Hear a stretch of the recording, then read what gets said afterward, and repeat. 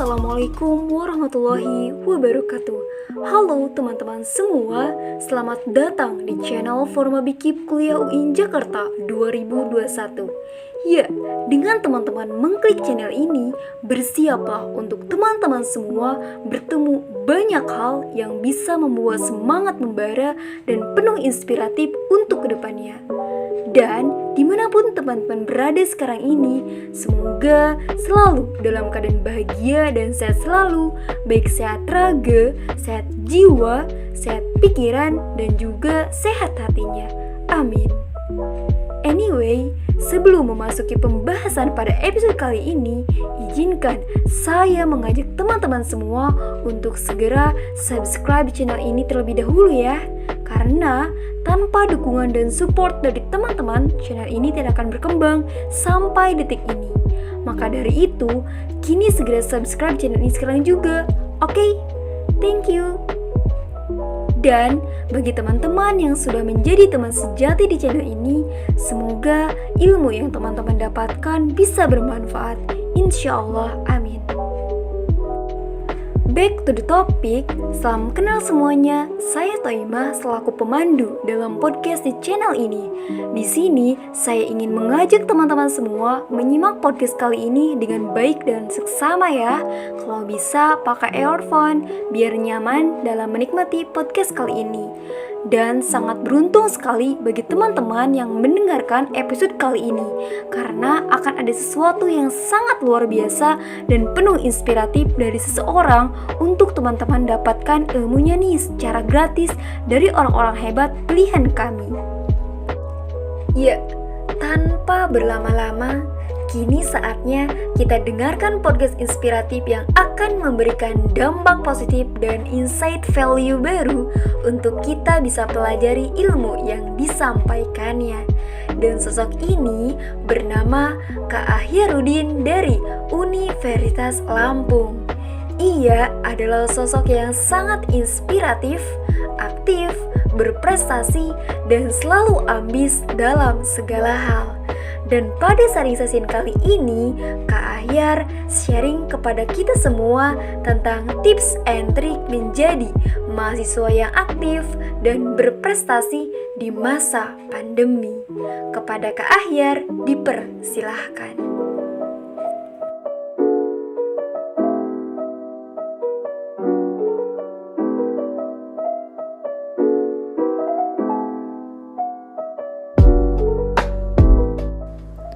Halo semuanya, Assalamualaikum warahmatullahi wabarakatuh. Salam sehat dan salam sejahtera untuk kita semua.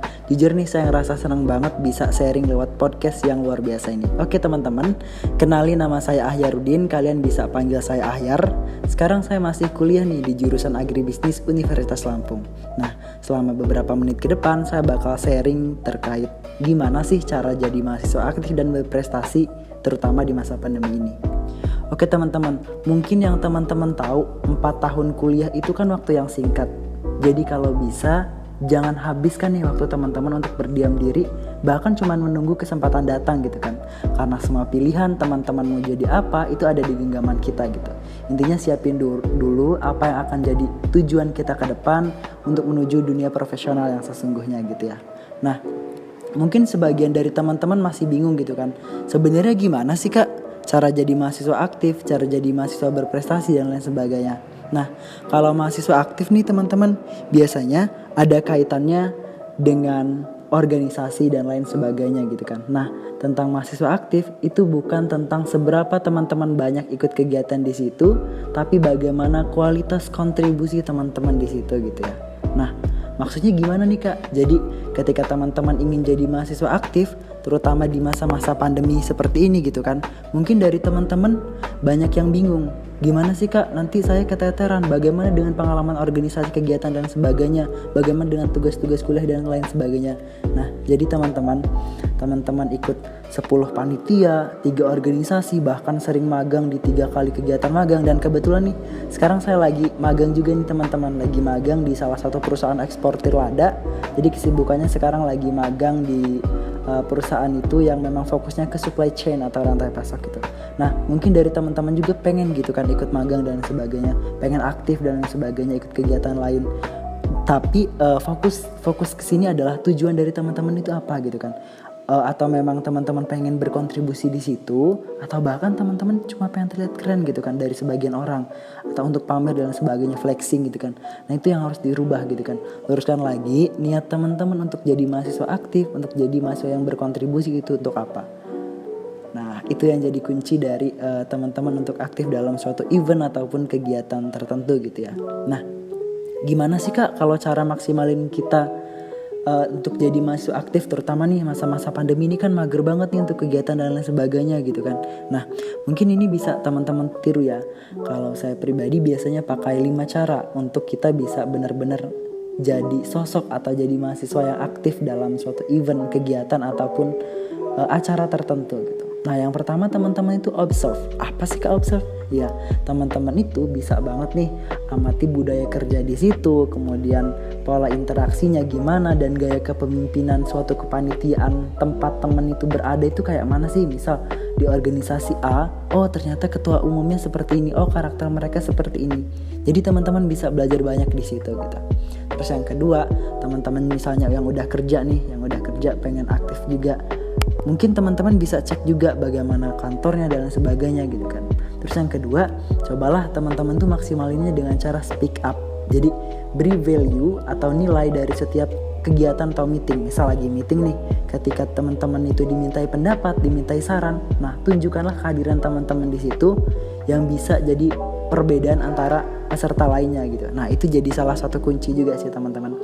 Dan yang ketiga, ada rasa kepemilikan di setiap tugas yang diberikan. Jadi ketika ada tugas itu lakukan dengan baik gitu kan. Pastinya setiap orang itu punya kontribusi. Jadi ketika misal teman-teman diamanahkan jadi ketua acara dalam suatu kegiatan tertentu dan sebagainya, nah itu coba banget tuh untuk dimaksimalkan gitu sih.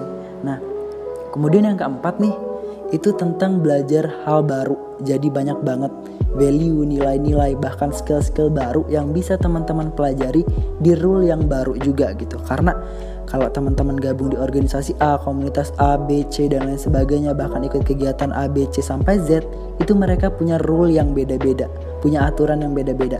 Jadi sebisa mungkin teman-teman banyak maksimalin kontribusi teman-teman dengan belajar banyak ilmu baru di situ. Dan yang kelima, gimana sih caranya jadi mahasiswa aktif? Itu teman-teman salah satunya adalah mudah dihubungi. Kenapa nih Kak? Kenapa sih mudah dihubungi jadi hal penting? Karena teman-teman, komunikasi kan salah satu aspek skill yang dibutuhkan nih di masa depan.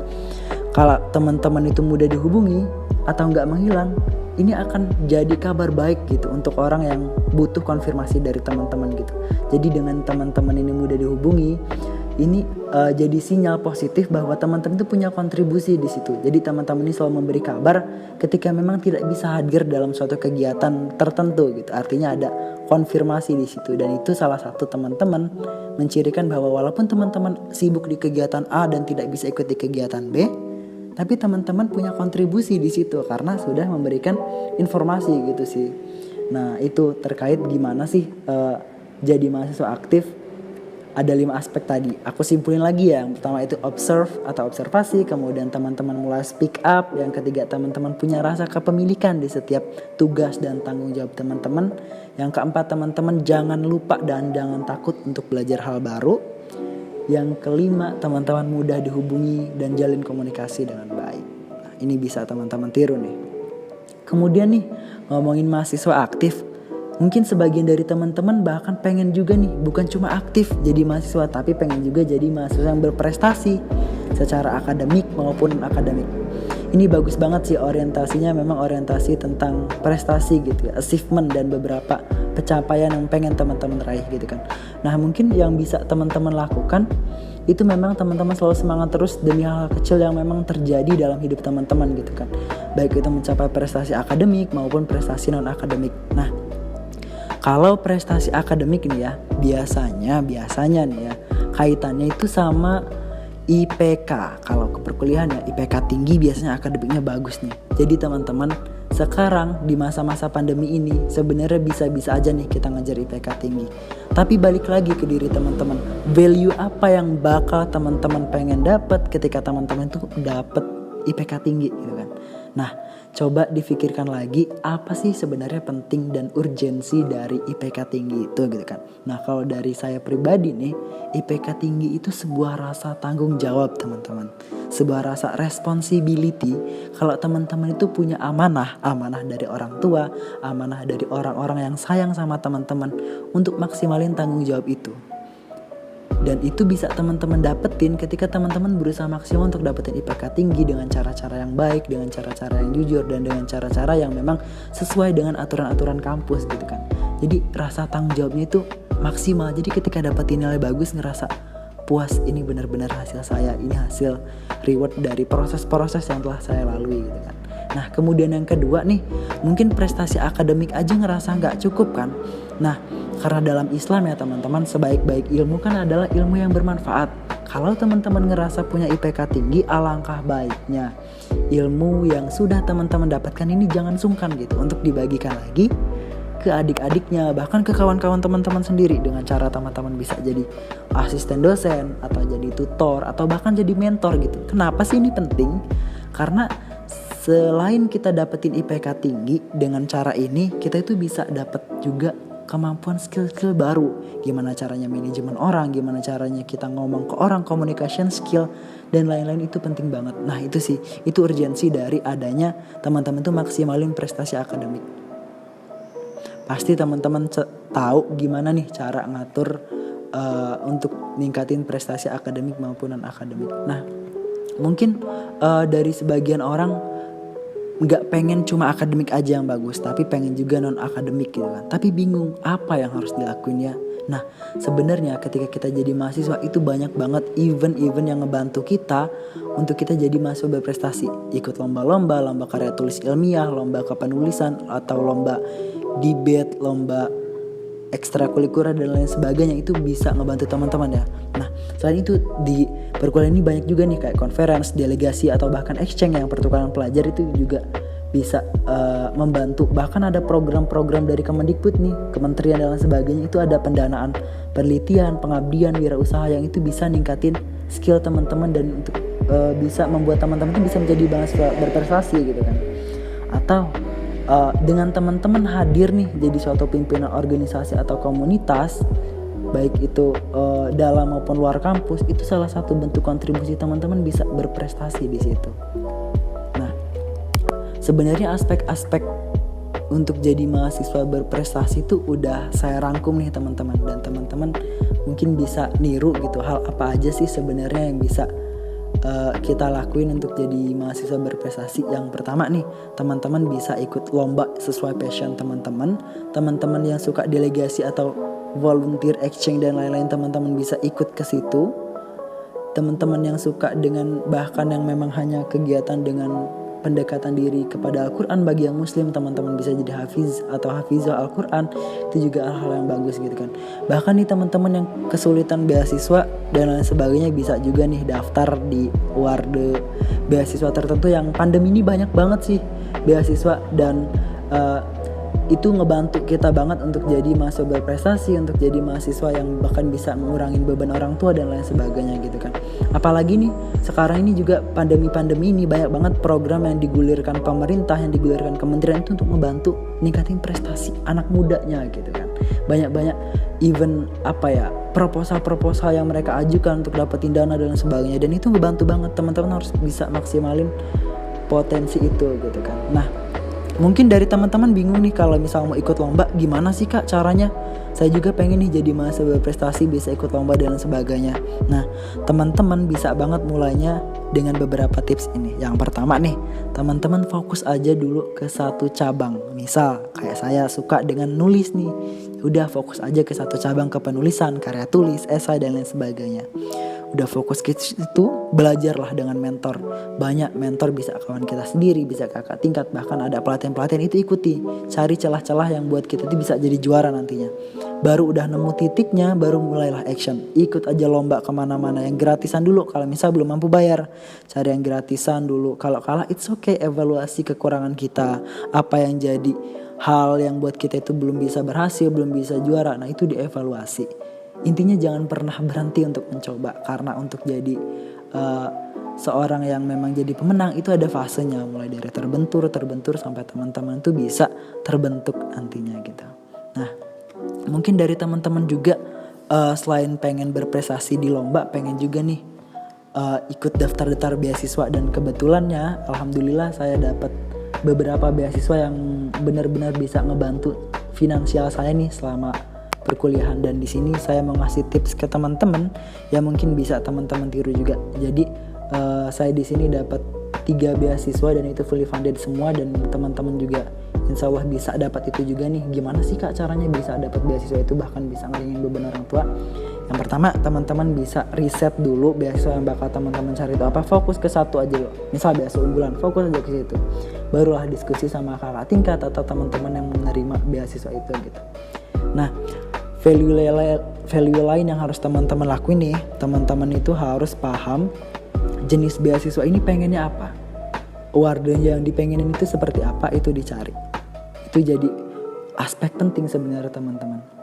Kemudian dengan teman-teman ikut organisasi tadi, jadi mahasiswa aktif, ikut-ikut lomba dan ada pengalaman-pengalaman sosial, itu penting juga untuk teman-teman tuh bisa dapat beasiswa, karena teman-teman tuh bakal jadi pembeda dengan mahasiswa lain gitu kan. Dan yang terakhir pastinya daftar dan maksimalkan, mulai dari pemberkasan, wawancara, interview, intinya sampai tahap akhir itu maksimalkan. Gak ada satupun berkas yang terlewat, gak ada miskomunikasi dan sebagainya, karena benar-benar harus maksimal gitu ya. Kalau mau daftar beasiswa, kerahkan aja semuanya gitu.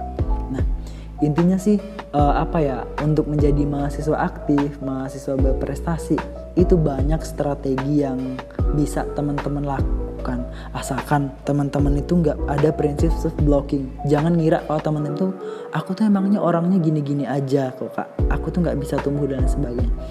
Hey, don't blame yourself for your incompetence gitu kan. Intinya jangan membatasi diri teman-teman dengan ketidakmampuan teman-teman.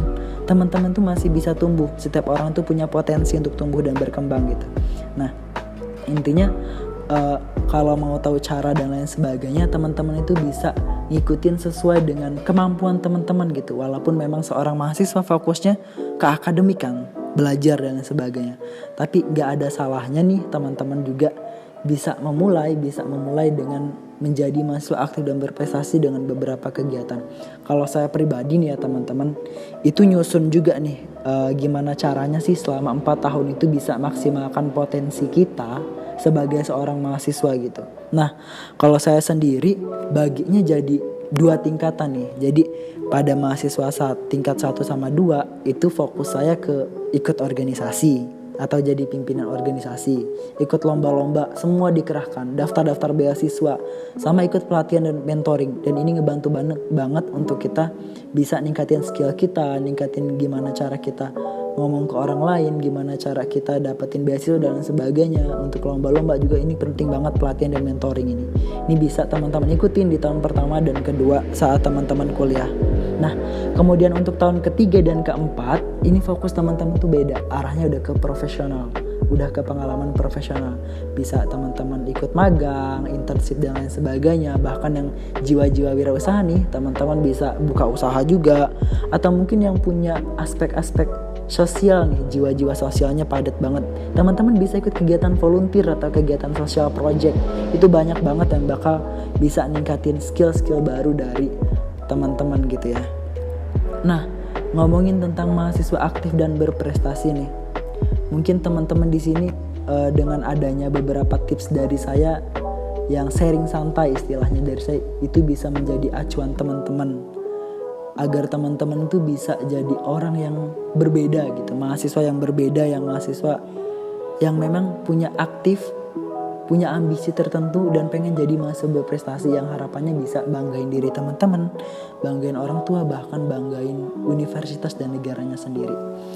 Oke teman-teman, intinya gini, kesimpulan dari saya yang bisa mungkin teman-teman ambillah sisi positif dari saya, dan sisi-sisi kurang baik silahkan ditinggalkan saja. Yang harapannya teman-teman di sini yang dengar podcast saya sampai ke belasan detik ini, teman-teman bisa punya semangat baru gitu, semangat untuk jadi mahasiswa aktif dan berprestasi. Oke teman-teman, dan closing statement dari saya gini, hidup itu cuma sekali. teman-teman jadi mahasiswa itu juga cuma sekali. Dan kita akan nyesel kalau kita nggak pernah ngelakuin hal-hal baik yang kita pengen cuma karena mikirin mindset dari dalam diri kita sendiri dan pikiran negatif atau perkataan negatif dari orang-orang yang bahkan itu tuh belum tentu terjadi. Nah, intinya ketika teman-teman itu jadi mahasiswa sekali, jadilah mahasiswa yang berarti gitu. Oke teman-teman, sekian podcast atau sharing santai dari saya. Semoga bisa menambah insight dan kebermanfaatan untuk teman-teman semua. Sampai jumpa di pertemuan atau podcast selanjutnya. Sehat selalu, stay safe and keep healthy teman-teman. Saya akhiri, wassalamualaikum warahmatullahi wabarakatuh.